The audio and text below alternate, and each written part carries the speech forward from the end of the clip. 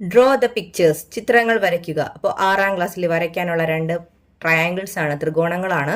നമുക്ക് എങ്ങനെയാണ് വരയ്ക്കുന്നതെന്ന് നോക്കാം. അപ്പോൾ ആദ്യത്തെ ത്രികോണം വരയ്ക്കാം. ആദ്യമേ എന്ത് ചെയ്യുക, ഹൊറിസോണ്ടൽ ലൈൻ 4 സെൻറ്റിമീറ്റർ അടയാളപ്പെടുത്തുക. ഒന്നാമത്തെ ചിത്രത്തിൽ 4 സെൻറ്റിമീറ്റർ ആണ് കൊടുത്തിരിക്കുന്നത്. അപ്പോൾ 4 സെൻറ്റിമീറ്റർ വരയ്ക്കുക. ഓക്കെ, 4 സെൻറ്റിമീറ്റർ വരച്ചു.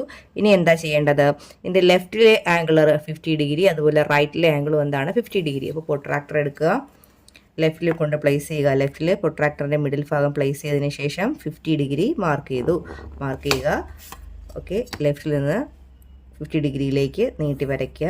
ഇനി റൈറ്റിലും എത്രയാണ്, 50 ഡിഗ്രിയാണ്. റൈറ്റിലും 50 ഡിഗ്രിയാണ്. പ്രൊട്രാക്ടറിൻ്റെ സെൻറ്റർ റൈറ്റ് സൈഡിൽ കൊണ്ടുവച്ചതിന് ശേഷം ലെഫ്റ്റിലെ 0യിൽ നിന്ന് 50 മാർക്ക് ചെയ്യുക, നീട്ടി വരയ്ക്കുക.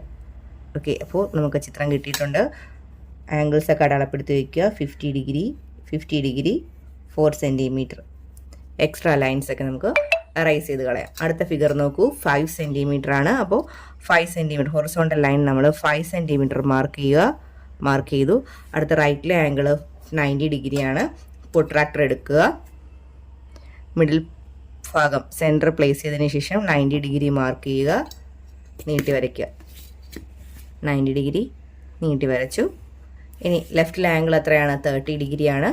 അപ്പോൾ ലൈനിൻ്റെ ലെഫ്റ്റ് ഇടതുവശത്തായിട്ട് പ്രൊട്രാക്ടറിൻ്റെ സെൻറ്റർ കൊണ്ട് വയ്ക്കുക.